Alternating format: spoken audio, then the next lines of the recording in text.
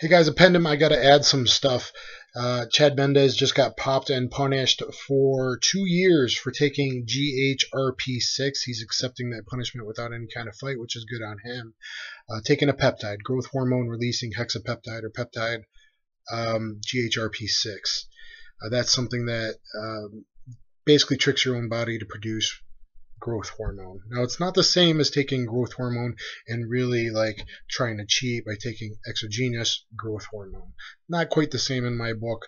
Punishment probably should be more like a year, or if there's a ton of it in the system or extenuating circumstances, maybe 15 months in my opinion, not necessarily 2 years, which would be the same as if I did a full cycle trying to cheat with 2 or 3 steroids plus PCT, anti-estrogen, serum AI added in, and HCG, It's not quite the same as like you got popped doing a whole cycle and PCT and all kinds of 5 or 6 things in your system. So I think that should be a little less of a harsher thing unless there's like a ridiculous amount in a system. I don't know if they can tell that by the test. There's usually 2 tests, different ways of testing for growth hormone.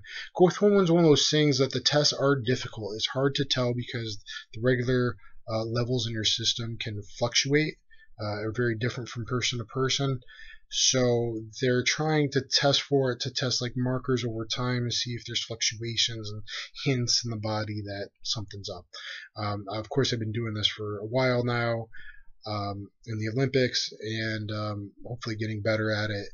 I think people in MMA have gotten away with using growth hormone for a long, long time, even before we heard about growth hormone. There are certain I highly suspect, and others in the know in the game like highly suspect that they were way ahead of the game more to using testosterone and growth hormone, and stuff like that. So a lot of people like Mirko Cro Cop, suspended for growth hormone, but that's because he admitted, just came out and said that he did it for an injury when he was getting tested. He's like, well, I took growth hormone because I'm hurt. And it can help you heal. So, anyway, guys, there's that on Chad Mendes. And Mick Meek, who is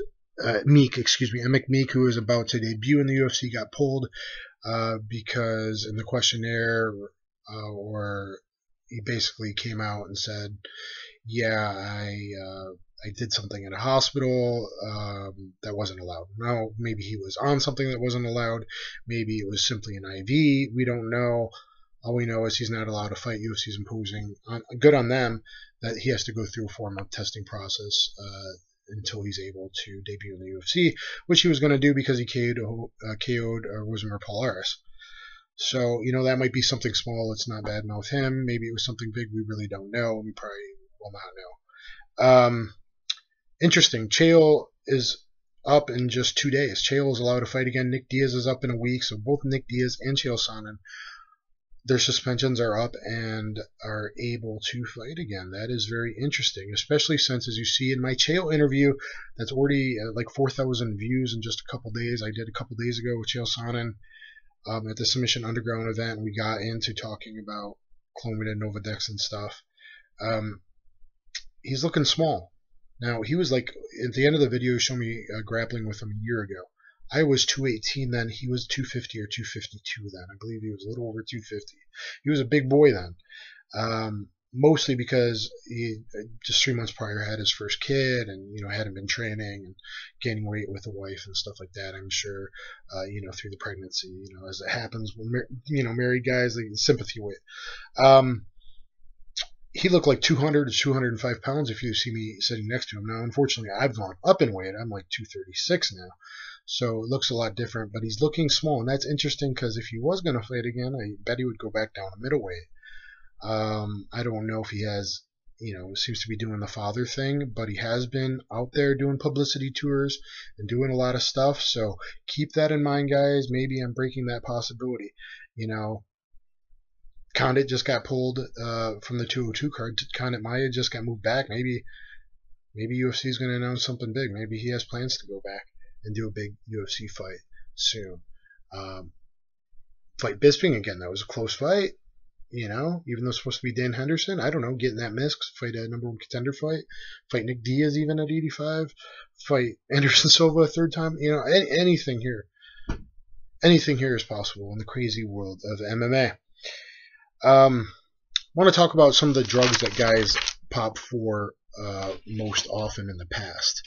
And then I want to talk about HGH, which we've already talked about a bit. Nandrolone, commonly known as DECA, guys pop for that a lot. It's mostly to heal, mostly because they have an injury and they want to get healed. Problem with DECA is it can stay in your system for a year, even longer if you're high body fat. Maybe that's why we've seen a lot of guys pop for it. Jostanolone, also known as Mesteron. That can lean you out. It has no aromatization, so you create nothing to estrogen with that particular steroid, unlike other steroids. So that's mild androgenic effects. You usually mix that with testosterone and other stuff. So it makes the other stuff you're on a cycle better. That's why guys use it. You see guys on that and something else a lot of times when they pop. Boldenone, also known as equipoise. That's the horse steroid that leans you out and gets you ripped, same as the other one, stanozolol or Winstrol. Talked about Winstrol before. It is known to dry you out. That's how people refer to it. It's actually another mechanism that makes you achy in your joints. But I have read studies about it actually drying out ligaments. So I believe that you could say a lot of guys get injured perhaps because of using Winstrol, stanozolol. And for a grappler, that is just not a good. That makes you strong and lean, and when you're trying to weight cut and get to a weight class and be as strongest as possible, that's why guys are doing things like equipoise and Winstrol. But I think, people say that maybe it's not the best for fighters, even though a lot of fighters have been popped for it. Guys, HGH, like I said, a lot of people have probably used it. Guys are always going to get around test by doing new designer steroids and peptides that they don't even know to test for those metabolites yet. So there's always ways of beating the system. Defense, body armor always comes after offense. You got to put in a new strike armor plate when the 5.7 millimeters Steyr pistols were coming out, right? So defense is always behind offense, basically. So offense here being the steroids and defense being the test. Now I'd like to talk just a little bit about, let's throw out, even though guys are going to hate me for this, the multi-offenders, the worst offenders in MMA for getting popped for multiple drugs and steroids and getting popped multiple times. By far, the worst offender, and this is not because of my personal past with this guy, by far, everyone says the worst offender is Josh Barnett. Josh Barnett popped at UFC 32 for 2 different steroids. He merely got a warning because there really wasn't official testing back then. Popped at UFC 36 when he won the title over Randy Couture, so that should have been no contest, and this title never should have been. He shouldn't be referred to as a former UFC heavyweight champion, in my opinion, for 3 steroids: Boldenone, Nandrolone, and another one I don't even know what it is, Fleximestorone. So first time 2 steroids. A few UFC later, wins the title, 3 steroids. Then he goes to Japan, stays out of the U.S., doesn't fight in the U.S. for 4.5 years. Then he pops and causes the end of Affliction 3 for a third time for Jostanolone. Now, that caused the cancellation. He was supposed to fight Fedor, Affliction 3, that caused the cancellation, the end of Affliction. 23 other fighters were supposed to get paid on that card. All those fighters at Affliction were testing their free marketability, and we were getting the real worth of fighters, which if you see what the UFC just sold for $4.5 billion, the fighters themselves are worth more than they get paid, in a lot of people's opinion, and you could definitely say that. Josh Barnett ruined that for everybody to test your free marketability and another organization that was willing to pay for you. That hurt the entire sport, in my opinion. He popped 3 times for, 6 different steroids. Possibly. I don't know what the first 2 steroids were. Maybe they were some of the same ones, but he popped a lot.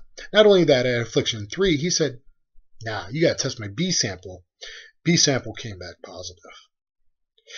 Then he's supposed to go in front of the California State Athletic Commission and then request a extension, and then another extension, and then another extension, 3 extensions, a couple because of him, one because of his lawyer couldn't make it supposedly. So 3 extensions. So the 4th time he's supposed to show up for the hearing. He no-shows it. He's in Japan, says his manager or girlfriend, and won't be back till later that day. Didn't know he had to be there. K6 says, no, we've been notifying you. We've been sending you letters. We've been notifying you he had to be there. So Josh Barnett, worst offender, and yet now he's still fighting. Where is he fighting? Places like Japan, usually.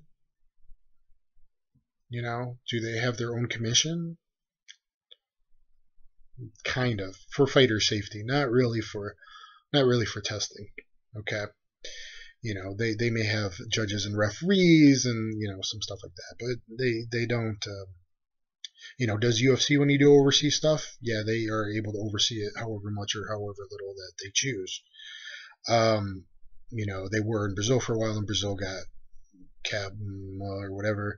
They got their own established, but when they go to like Australia and stuff like that, they've often acted as their own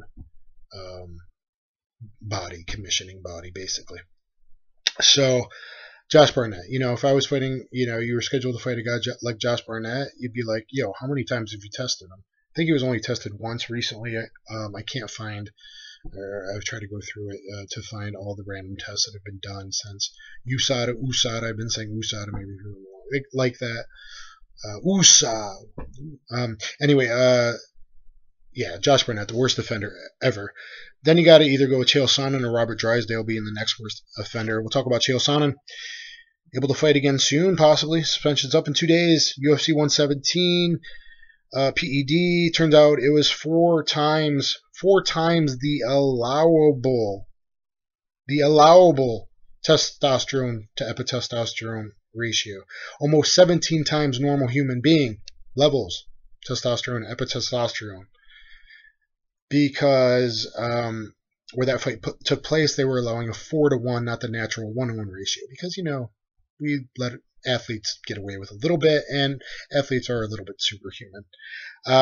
So almost 17-to-1 ratio, 16.9-to-1 T-to-E ratio. That was for the first Anderson fight, where he just punched every second of the fight and had endless energy and got caught last minute. Now, why did he have such endless energy? Well, he was obviously on a lot of synthetic testosterone. And he was pulled from 175. First pop for clomiphene and anastrozole. We've talked about clomid a lot in this video. We've talked about anastrozole, which is Dex, Arimidex. That's the other name for it. Yeah, anastrozole is the other name for Arimidex. Dex is the most common AI. Anyway, then it comes out, whether through testing, through a second random test that they gave him, or through his acknowledgments. It depends who you listen to. You're not really sure. Can't really find exactly. Did he pop for 4 things? Some stories say that. Did he pop for 5? Even recently, himself said, yeah, I got popped for 5, but, all the stuff you didn't test me for. He's made jokes like that, which are probably serious. Probably 5 things in his system. Clomiphene, anastrozole, EPO, which we talked about, HCG, which we've talked a little about getting the testes started, and HGH. Now, 3 of those he could say because, well, I was sort of on a TUE, but not officially on a TUE. It wasn't granted, but I thought it was allowed, and that whole thing that he tried to pull, saying that he disclosed it when he really didn't, and never got it, whatever. 3 of those because maybe he wanted to make a baby. He did shortly thereafter have his first child, so hey, that HCG maybe works and got the boys going again. EPO and HGH, however, no, that ain't to make a baby. That is for performance against Anderson Silva. And when you're on all 5, boy, what a badass performance. That was like a Ferrari there with high-octane fuel. He had high-octane fuel in his system. So notable is he failed 3 times. He failed 117, he failed before 175 in a random test, and he failed again a second random test for 175 when his opponent was switched to Vitor Belfort. Okay, guys, so Chael's had a lot of different stuff in his system. Well, it looks like 6 things if you count synthetic testosterone in extremely high ratios. So he's popped for 6 different items in 3 separate tests. But very 2. Josh Barnett's only really 3 striker at 3 different separate occasions for, in my opinion, real PEDs, not marijuana or something like that. Josh Barnett is by far the worst. And then I'm not going to name the one-offers. That would take forever. We're going to name the 2 strike You know, it should be 3 strikes, you're out. You're out of the sport, in my opinion. 3 strikes, you're out. Josh Barnett should be gone. Out. These other guys, they pop again, they should be out. 3 strikes, you're out. That's American way. Next worst up is probably, you know, not based on what we think. Like, we think Overeem, but he's only popped once. We think Vitor, he's only kind of popped twice, but TUEs, and there's some other things in there. Bigfoot Silva, Robert Drysdale. Let's go with Robert Drysdale as the next bad guy. 2 elevated testosterone TDE ratios. 19.4 to 1. Popped the first time. Then requested a TUE and got denied. Pulled out of a scheduled fight right there. That's very, very suspicious. Sorry, Robert. I know I met you in Japan. You were cool. I still would love to train with you, but these are the facts.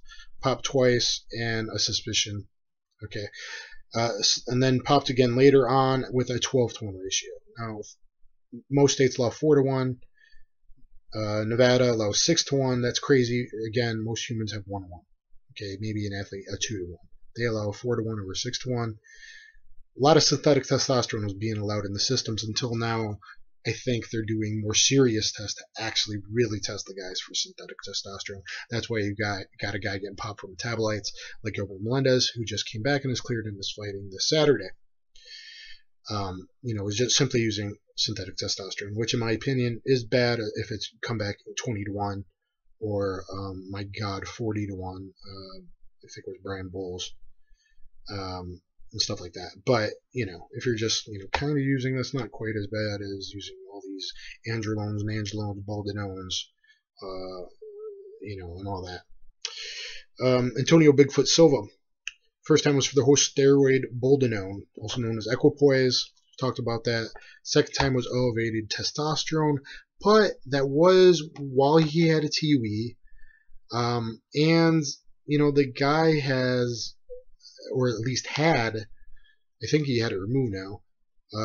He had he's a giant, kind of a giant. He's like a mini giant. He has a growth tumor on his pituitary gland, or did. First time was definitely, he deserves punishment for that. Second time, did he probably intend to? Yeah, maybe. Can we give him a little benefit of the doubt more than most people? Yeah, since he suffers from gigantism. Yes. If I was Mark Hunt and I just, you know, he went to 5-round war getting his head bashed in by a heavyweight, and then you see the difference when he's no longer with elevated testosterone in their second fight, and then poor Mark Hunt, Brock Lesnar just got 2, you know, failed tests. I'd be really pissed if I was Mark Hunt, and obviously Mark Hunt is very pissed right now. So, I'll show you guys my shirt. Anyway, Chemo Leopoldo, twice for the same drug, Winstrol. Okay. Stanozolol is the, you know, correct name. Marketed as Winstrol originally, known as Winstrol. Vitor Belfort, really only popped twice. One for 4-hydroxytestosterone, the next time for elevated testosterone. Stephan Bonner, first time for boldenone, second time against Anderson Silva, years later for drostanolone. So, Stephan Bonner, yeah, and then he retired. So, that 1-year suspension didn't mean a whole lot. Actually, was offered to fight Stephan Bonner a long time ago, but it was only 2 weeks' notice. I said, I'll think about it. Let me look him up. Once I looked him up and saw that he was 6'4", and I said no to it. And then I don't know, right after or right before, I think I had kind of seen his fight against Vitor Belfort in Brazil. Or not Vitor Belfort, against Lyoto Machida, excuse me. So I was like, that tall with no time to train. I'm very short. I'm just shy of 5'11". I turned it down. If it was 60 weeks notice and I could have found a training partner, I would have taken it. So unfortunately, I've had a lot of instances way back in the NHB days where I could have fought some of these really famous, you know, guys that became really famous in the UFC. But it was always as the underdog, the last minute, or they pulled shady shit and stuff like that, you know. These are the worst offenders. Oh, the last worst 2-time offender that I could find was Nathan Marquardt, first time for nandrolone, and the second time for elevated T, claiming he was on, with no TUE, on TRT, and switched from pills to shots, and that's why and they were pretty pissed and suspended him, and I think he got it way reduced or the suspension lifted. When he's like, yeah, but that was before the fight, and I would have been tapered off by the fight time. My levels would have dropped back down. Possible, perhaps. Other people have kind of the same excuse, like Vitor, like, well, I usually shoot twice a week, but I was going, I came to Las Vegas for a trip, so I did a whole week shot. I can say I know people that have personally done that too. If you're going overseas, it's a lot easier to be kind of, do a whole shot or even a 2-week shot, even though that screws your estrogen up and stuff like that in your whole system, and go super physiologic? Or do you really want to take have to be pre-filled syringes and go through TSA and get screwed by airport security, and possibly go through stuff and having to like prove that it's prescribed and all that, or you got to take a whole bottle that might break, and then you're completely screwed if that's your only. A doctor's not going to go, oh yeah, you broke it, I'll give you more. No, not a good doctor anyway. They're going to be really worrisome about that. So, some of these excuses people use, they might be true, usually not, but they might be true. So guys, those are the worst offenders. I needed to add this. I babbled again way too long. I hope you enjoyed it, and there probably should be a 3-strike, you're out rule. As far as PEDs, obviously, like marijuana shouldn't really be punished. Now I think they're only saying if it's like fight day, basically in your system. The only time I think it should have been punished was the one time Nick Diaz against Gomi, because his levels were so high of THC. I could believe the argument that is a pain, could help lessen the effects of pain. Plus, I think it does possibly give guys like him a grappling advantage against, at least not against top-level talent.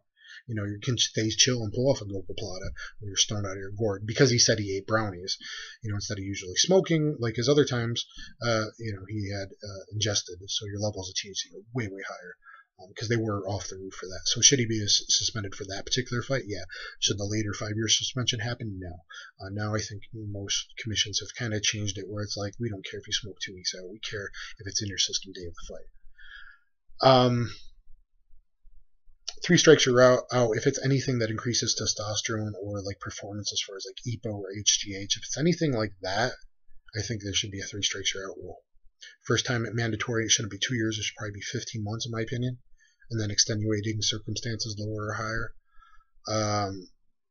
Second should be worse, and 3rd strike should be you're out. So, if I was fighting any of those guys, Bigfoot Silva, Josh Barnett, Chael Sonnen, Stephan Bonner, Vitor Belfort, or even guys we suspect that's never popped or only popped once, like Alistair Overeem, I'm going to be like, hey, USADA, you're going to go test him, not, 4 times, you're going to test him like 8, 9 times before. And it seems they're actually doing that on their own. You can see certain people are, everyone's getting tested a lot, and certain people are getting tested even more, and that's a good thing. And like the biggest guys in the weight classes should probably be tested more. And stuff like that, and champions and whatnot. So anyway, guys, that's it. Hope you enjoyed it. Now you understand a lot more about all this stuff. I knew quite a bit of it, but I gave you some of the technical names, and the more you know. I'm Dan the Wolfman, and I will catch you on the flip side.